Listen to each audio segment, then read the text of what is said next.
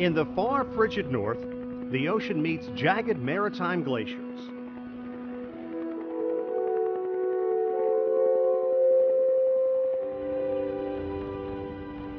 Soon, those glaciers and the rough terrain give way to what seems like an unending blanket of white. The Greenland ice sheet. Beautiful and serene. But here, along an imaginary line called the Arctic Circle, there is a very real problem.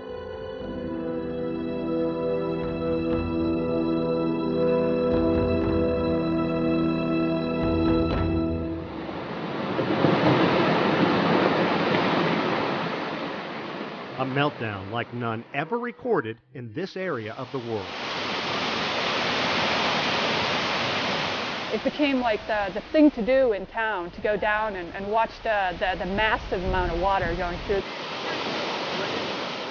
The Arctic is experiencing, I would say, a crisis. The meltdown is changing long-held beliefs about the Arctic and its weather patterns, as well as being blamed for affecting conditions around the globe and triggering a rise in global sea levels.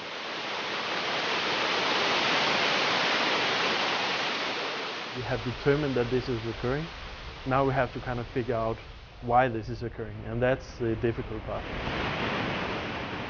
This water runoff from Greenland's melting glaciers and ice sheet is blamed for a frightfully large percentage of sea level rise, as much as 40%. Air Greenland's trademark red helicopters spent a hectic summer taking researchers back and forth to no man's land, the heart of the ice cap. I've noticed an increase in scientists coming up here talking about it. So that's how I know the ice is melting. The dramatic change has focused international attention on Greenland like never before. From all these collective studies of the whole Arctic region, you can see that it's warming much faster than the rest of the planet. And what does this warming and subsequent meltdown mean?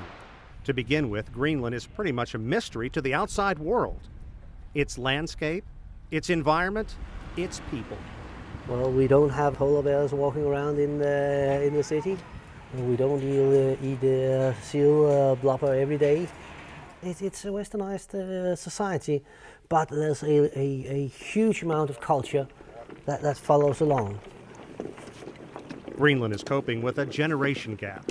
A large part of the population is steeped in traditional ways. Its youth, meanwhile, hoping for a future more connected to the rest of the world. And the younger generation is like youngsters anywhere else. They go on internet, they listen to YouTube, and they want something else. They want to be part of a westernized society. They want the same goods. For nearly 5,000 years, people of the Arctic, Inuits, have called Greenland home, creating a society in a harsh environment.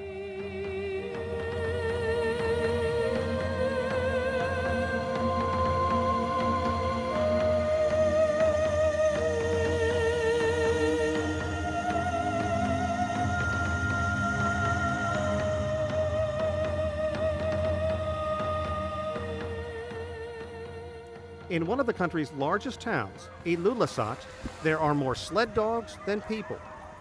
It's hot. Hard. Native Greenlanders are hunters. In the capital of Nuuk, you can find reindeer meat drying on the balcony of a crowded apartment complex. With halibut making up 60% of the money that comes in from export, they are also fishermen. Some are skilled in art that goes back centuries. European influence began creeping in during the early 1800s, when Greenland was colonized by Denmark. Chances are you have no idea how many people live here. Just 57,000, making the largest island on Earth the world's least densely populated country. We don't have any roads, we don't have any trains. It's air transport, it's sea transport. Getting from one spot to the other isn't easy or cheap. Roughly a third of all Greenlanders live in the capital of Nuuk. Nook, like almost all populated towns, is located on Greenland's west coast. There are colorful homes, squeezed into almost every available inch of livable real estate. The scenery speaks for itself.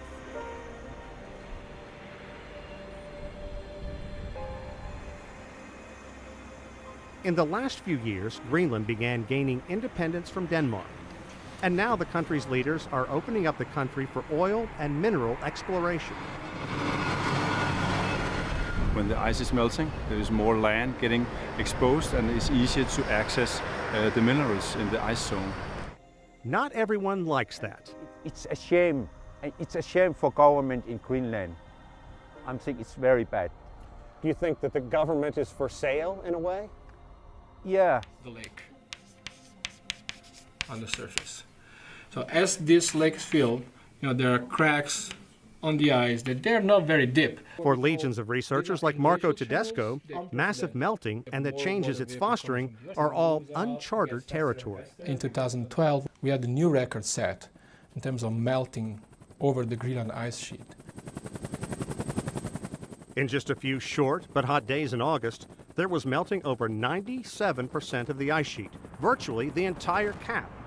No one saw it coming, not like this. Even more staggering considering the ice cap pushes up 3,000 meters above sea level.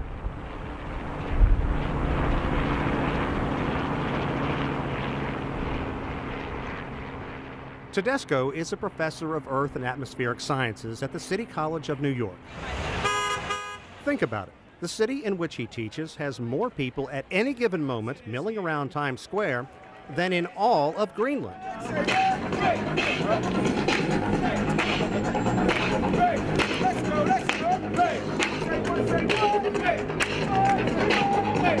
An irony not lost on Tedesco. I felt that I was like the man stepping on the moon. And what I clearly remember was the sound of the ice under my boots. And the fact that, can I step here, can I step there? I was almost afraid of breaking it. But that was a very strong feeling and something that probably we remember for the rest of my life. It is incredibly windy, incredibly cold, and incredibly beautiful and awe-inspiring to be standing here in Greenland's massive frozen wasteland. But here, amid this snow and ice, it's hard to believe that the ice sheet is melting as fast as scientists say. But it is, and this country is changing. Then suddenly you have a change into direction, but it goes very fast. Tedesco was able to capture on video something no one else had apparently ever recorded. But this is the bedrock, okay? And this is your ice, and this is your water, so that we know. And then this water suddenly and violently drains through this channel, which is called Mulen, and it makes it larger and larger, and it starts draining all the water sitting on the top. This is a catastrophic event. It's important because it's a symptom of an environment in flux. Studies show Greenland's ice cap is riddled with these mulens, and they could very well illustrate how the ice sheet is being carved up like Swiss cheese, and how this runoff could be one of the hidden keys to sea level rise. Scientists say we are watching the polar regions melt right before our eyes. So you can tell there's a stream here, and then there's a bunch of flow coming down on this right side.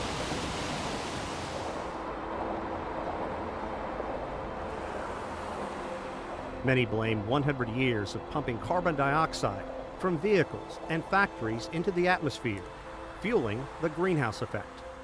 How frustrating is it for you to hear people say, we don't know that this has been affected by man. This could be cyclical. It's not frustrating. I don't feel frustrated. I would waste my energy if I would be frustrated. It is something that we are responsible for, yes, we as humans. Is it something that we can do something about it? Yes. Is it something that we should do something, and are we doing? I'm not convinced. Understanding the summer's record melt-off and how it's apparently affected by carbon dioxide is important because the 1.8 million square kilometers of Greenland ice basically serves as a cooler for the Earth's atmosphere. And if you listen to scientists, the cooler is broken. I mean, think about it, you know, snow is this white reflective surface. And if you remove that, you know, that sunlight, the radiation that's coming in, it's not going to be reflected back in the same way. It's gonna be absorbed by the ground. It's gonna warm it up. And the same with Arctic Ocean. You lose the sea ice, you lose the reflective properties. The water will be even warmer, and you'll melt more ice and really see like the massive flooding. Åsa Rennermalm is an environmental engineering professor at Rutgers University. She's trying to determine how all the melting is affecting the Earth's climate, why what's going on up here is leading to subtle but serious changes in the environment everywhere on the planet. It's very hard to say, oh, there's, you know, these changes going on. So we just need to collect more data to understand the system. Like, okay, this was an extreme summer, and is next summer going to be extreme again, or you know, we're going to see something different.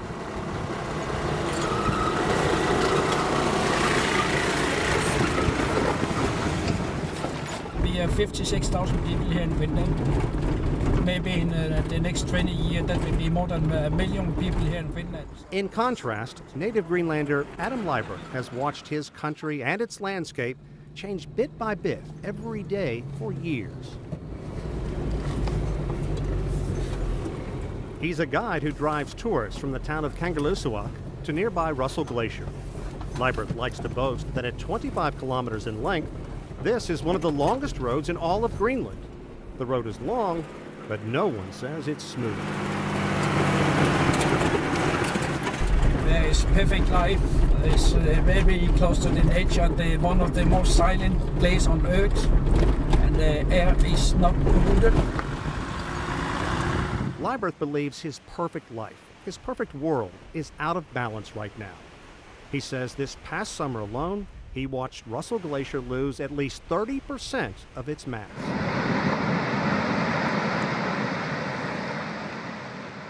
What do you think about the big change? Or do you worry about it? Do you think about it? Yeah, I think about it. Even for me, each of the ice in the past 2 years, the ice retiring nearly 300 meters back is even for me scary. For even my hairs rising up when I saw that, I think I'm beginning to think about it. And even for us, I calculate with the speed, maybe in the 40, 70 years in the century, we can probably cross from here to East Greenland without ice. That would be no ice. Liebert will be the first to say he's no expert, but there are a host of scientists gathering precise data. Yeah, there's plenty of observations. We used to see the glacier here, and now we don't. You might have some long-term measurements there, but GRACE quantifies that in the perspective of the entire ice sheet. So NASA researcher Scott Lufke spends his life poring over detailed information, interpreting the info that comes from satellites called the Gravity, Recovery, and Climate Experiment. In science circles, it's called GRACE. GRACE can detect the most subtle, minute changes in land ice, down to the width of a human hair. At the end of this decade that we're looking at, the last couple of years, we see very large anomalies in the melt season. So we're seeing larger and larger melt season losses. Lufke has put together sobering information covering the years 2003 to 2010. On average mind you, Greenland has lost 230 gigatons from the ice sheet every year. And for some perspective, about 80 gigatons is the amount of water in the Chesapeake Bay. So nearly 3 times the amount of water in the Chesapeake Bay is being lost, that's equivalent water, is being lost in ice to the oceans every year on average over that time period. Think about that. On average, every year, Greenland has been losing 3 times the amount of all the water in the Chesapeake Bay. And 2012 was no average year. It appears 2012 saw 40% more runoff than an average year. By any standards, it's a colossal amount. So what we see is Significant loss. Most of that loss is coming from the margins of the ice sheet, the low elevations in the marine terminating glaciers. We've seen loss over that time period go from persistent loss in the southeast going all the way up to the northwest now, and even in the north we're seeing significant loss. That's why we call it a Goliath year, because it really outstands above everything.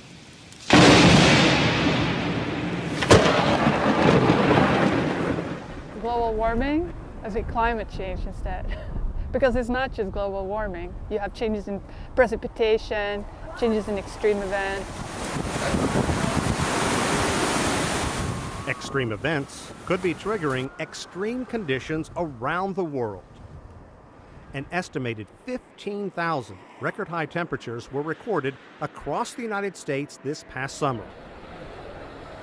At the same time, Great Britain slogged through a horrifically wet season, and the northeastern United States will be rebuilding from a late season hurricane for years to come. The climate change is manifested most rapidly and strongest in the Arctic region right now. And here's also a region where you have some consequences that could ultimately influence the rest of the planet, such as the Greenland ice sheet with rising sea levels. Scientists say the sea level is creeping up ever so slightly, less than 2 millimeters a year. It may not seem like much, but it could spell disaster when freakishly strong storms blow in. What does it matter if it's just this much more water in the oceans? The problem is that the storm surges will be much higher. I mean, already now you have issues with trying to protect the coastal areas, and that's just going to be a bigger problem. I mean, New York City is going to have a problem. It turned out to be incredibly prophetic. Just weeks after this interview, Superstorm Sandy unleashed its fury on the U.S. Northeast, including New York City.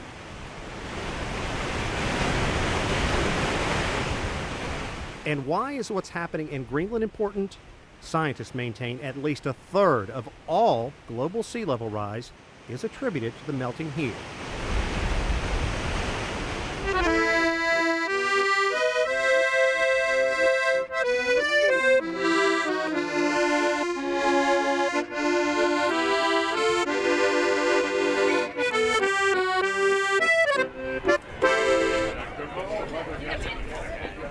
For centuries, people in Denmark have had a special relationship with Greenland, colonizing Greenland in the early 1800s.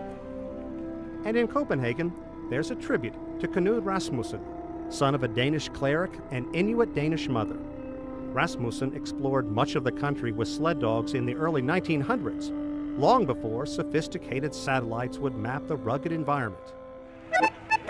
And Copenhagen always ranks high on cities with the best quality of life. And it's one of the most environmentally friendly cities in the world. Roughly 2 million citizens in the metro area with a wealth of restaurants, entertainment, and Tivoli, a world-famous amusement park. Many here fear a bumpy, unsettling future. Studies show the sea level could rise as much as a meter by the year 2100, having a punishing effect on waterfront cities, and much of that fueled by Greenland. No, I don't think it is 100 years from now. I think it's happening much faster than anyone predicted. And what I think is the very worrying part is that when people think, oh, well, it's nothing to do with me, you know, we are all in this together. It is one world. Well, yeah, I'm concerned about global warming because I think it's happening. The fact that most of the seasons are changing in a lot of different countries for the worse. Yeah, I mean, I don't use a car in Melbourne now for that reason. Really? Yeah.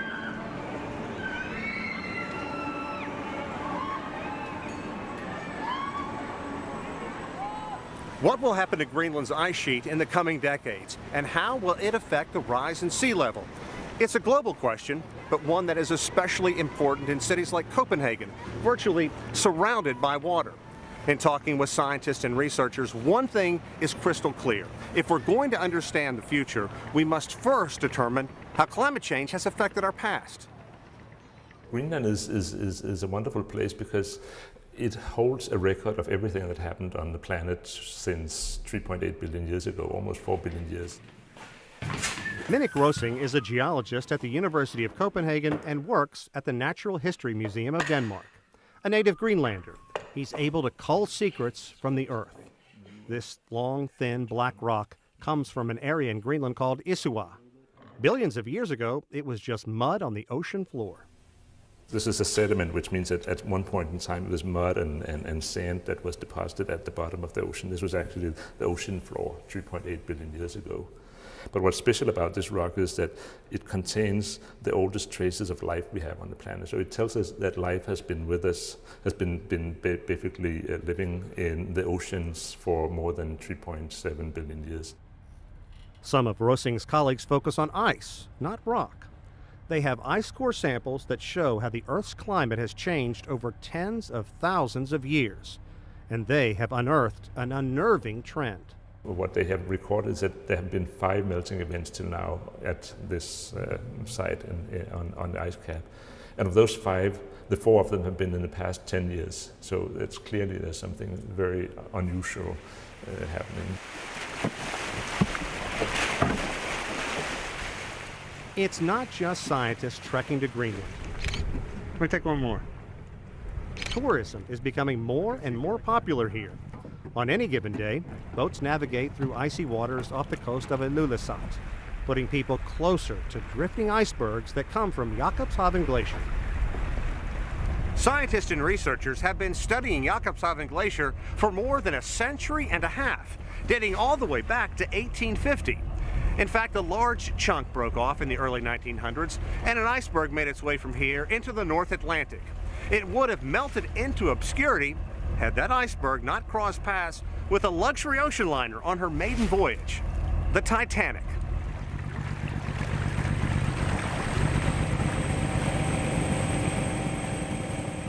What few realize is how rapidly Jakobshavn is retreating. More than 15 kilometers this past decade alone. Ice and Inuit culture are intertwined.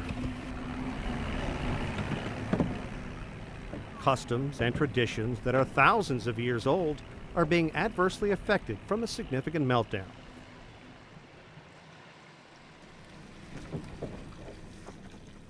So Greenlanders like John Eliasson find they have more time to spend fishing for halibut on long lines.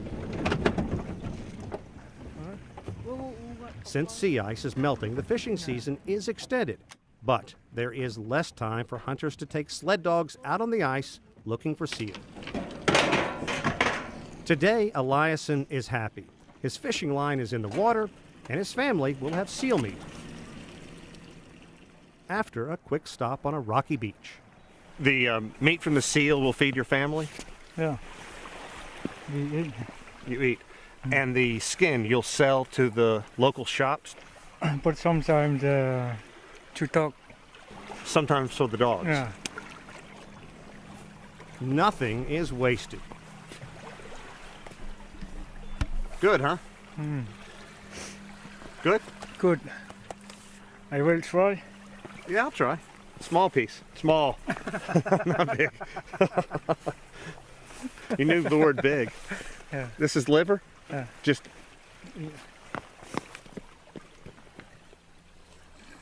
That's liver.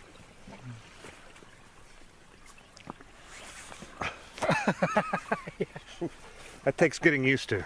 An adventure for me, but a dietary staple for people in Greenland. People here hunt seal, whale, and reindeer.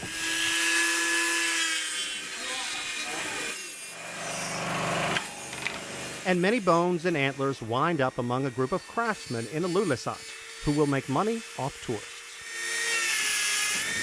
Christian Flu is the most celebrated artist in town, and his most treasured pieces are these, called tupalaks. He says in the old times they were used as a tool to curse your enemies, but now they are just used as a decoration in the home. Flu's work has been in art shows in France and the United States, but he leads a humble life. Like everyone in Greenland, Flu is keenly aware Greenland's environment is changing. It's very, very important to preserve the culture. But Flu says he's not nervous about its future, saying it's been preserved for a long, long time. The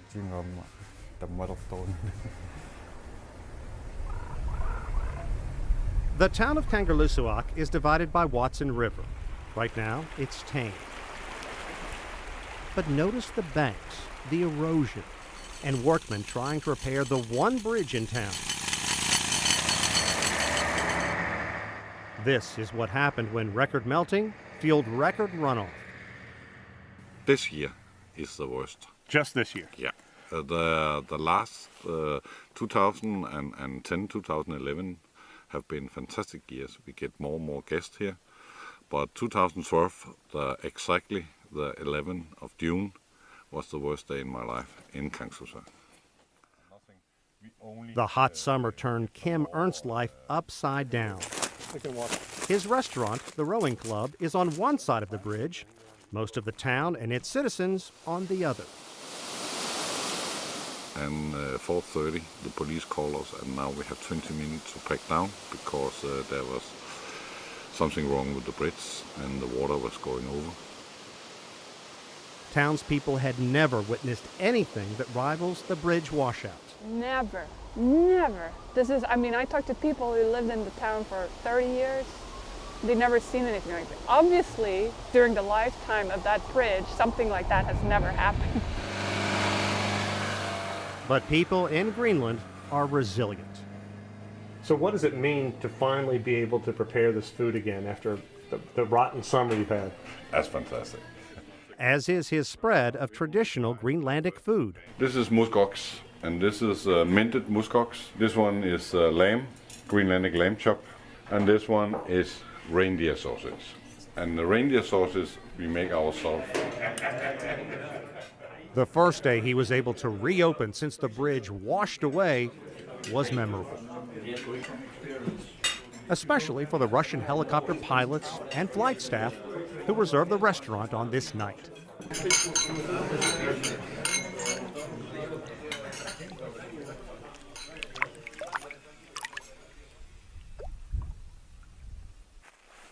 This is how the people of Greenland want you to see their country. A pristine glacial lake surrounded by raw, rugged beauty. But there is a lingering hangover from this past summer's massive thaw, and a lot of people here are wondering, what's next?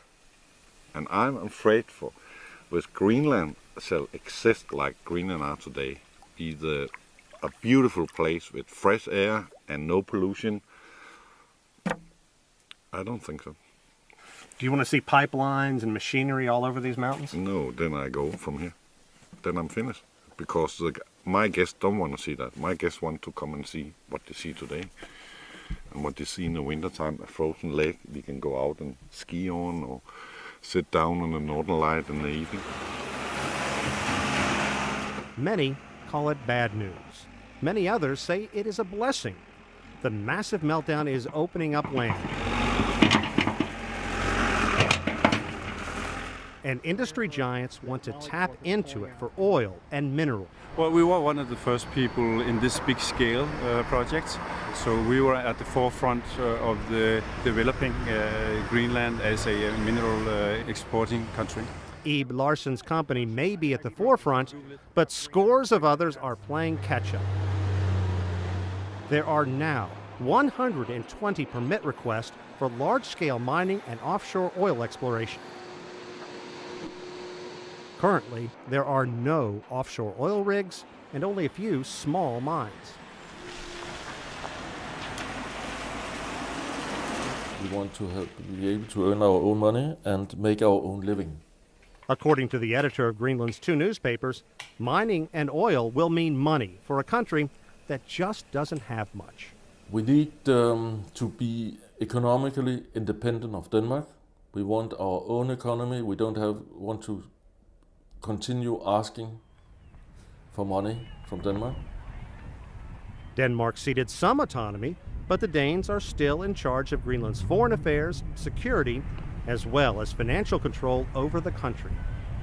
Here in this city we need housing, we need better health, we need better education, we need better communication, we need better infrastructure. It's a country of only 57,000, and a recent study showed a stunning 85% lack basic math and reading skills.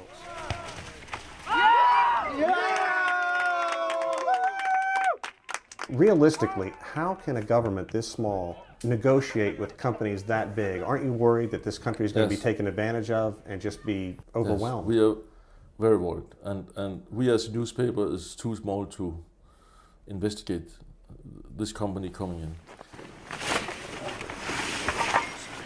Morten Shalmy runs a Greenland-based company called Exploration Services that works with mining companies both large and small. He says Greenland's government is acutely aware climate changes are speeding up economic changes. And he says the government is taking steps to avoid mortgaging Greenland's future. If you want to come here and extract everything and then run away with the gold in your pocket, forget it. You'll never be accepted and you'll be caught in, in various legal affairs. I imagine the fishing here is amazing. Yeah. I don't say no minings in Greenland, but don't start like the place in like no fjord. If we do it, then we can sold all Greenland to industry, and it's bad. Peter Wong Tusen says he truly feels like a voice in the wilderness. He's arguably the harshest critic of Greenland's push for widespread mining and oil exploration. Tusen grew up near this body of water called New Fjord. New Fjord is a paradise in Greenland. He has been rallying support against a company that wants to build an iron mine in the shadow of New Fjord. That makes me angry in that way. That they can just come in and overwhelm you. Yeah, occupied our country. And I call it occupied our fjord, because it's like occupying country. People have not informed really as they should, and it's a shame. It's a shame for government in Greenland. I think it's very bad. Well, our concern is both with nature and environment and with the people or the society up here.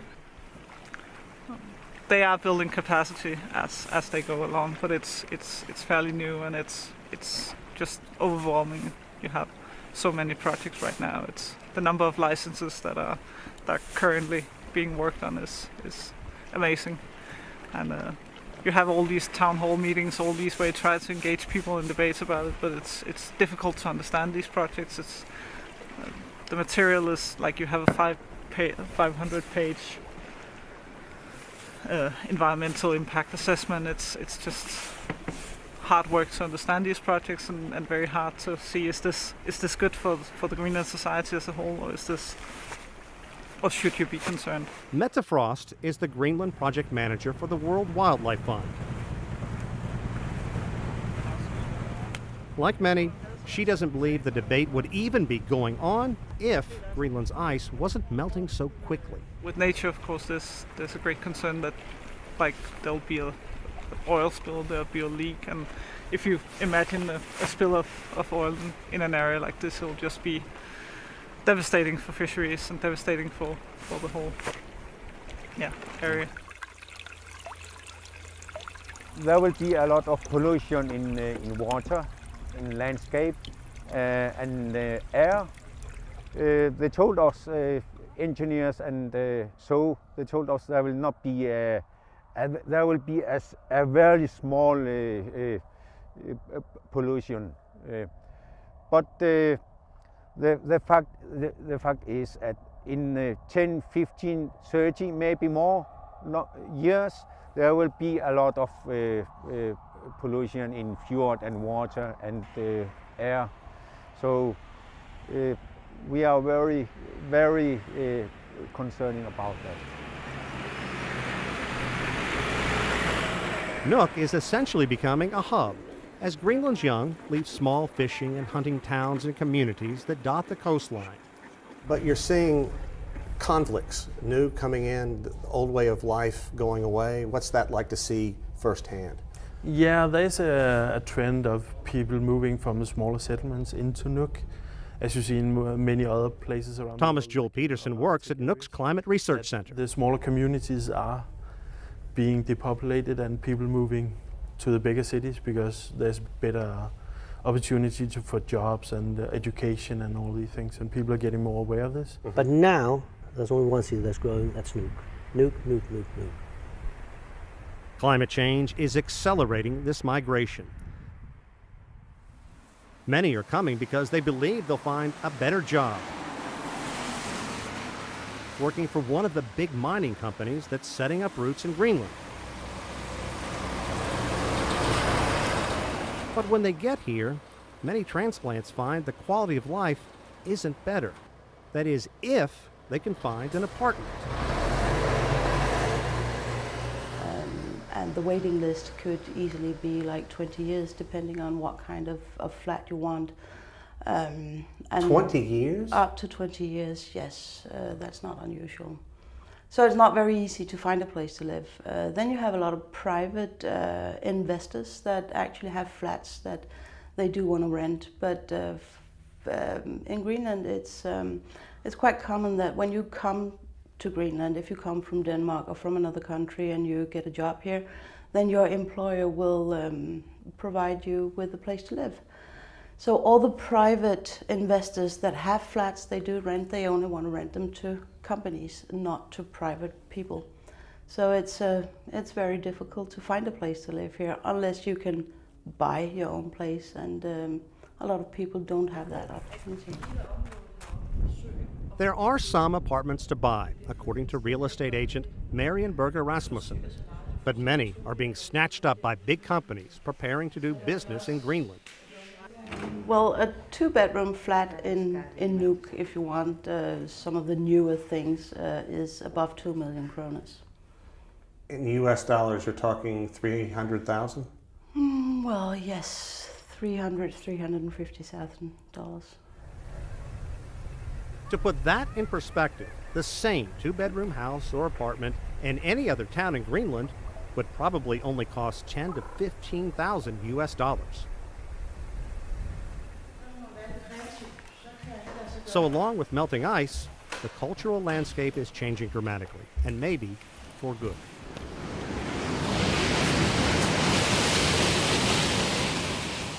What do you make of the people who portray what happened this summer as a catastrophic event, a harbinger of things to come? Are they making too much out of it too soon, or is there realistic concern that man has affected the climate to the point where we need to make some dramatic changes? I think that for sure that we have affected the climate. Whether it's catastrophic or not, I think that's too early to say. Taking the minimum sea ice extent in the Arctic Ocean, for instance, that this is probably not the lowest we will see. Like, this will probably in the future become even smaller extent of the sea ice. So I don't think that we have seen the most extreme of what we experience, and as we were talking about as well, that the climate seems to be more in a flux state right now. It's not so stable. We see more of these extreme events, the coldest month on record, the warmest month on record, the strongest storms, the numerous storms. These things are just indications that the climate is in a state of flux. It's changing. All the more reason the world and its scientists need to understand Greenland and what's happening here.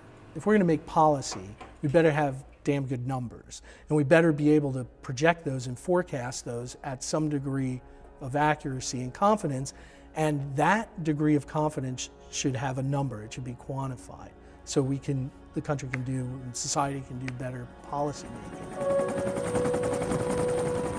A massive ice sheet that will spell disaster if melting continues unabated.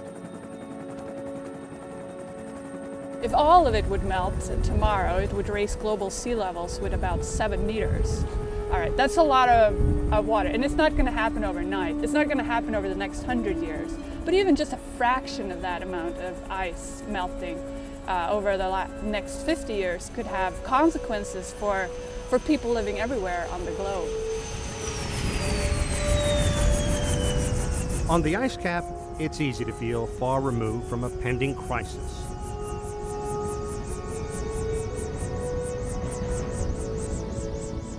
Many scientists are absolutely sure a century of burning fossil fuels has heated the atmosphere and led to serious and significant environment changes.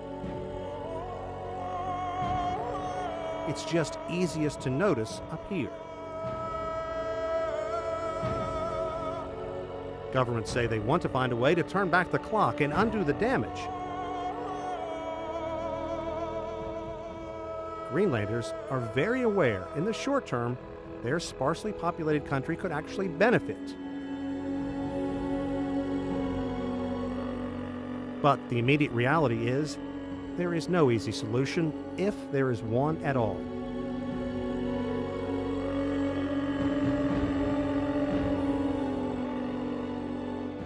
Here, it's easy to feel like the last man on Earth and know this block of ice could lead to a world of changes.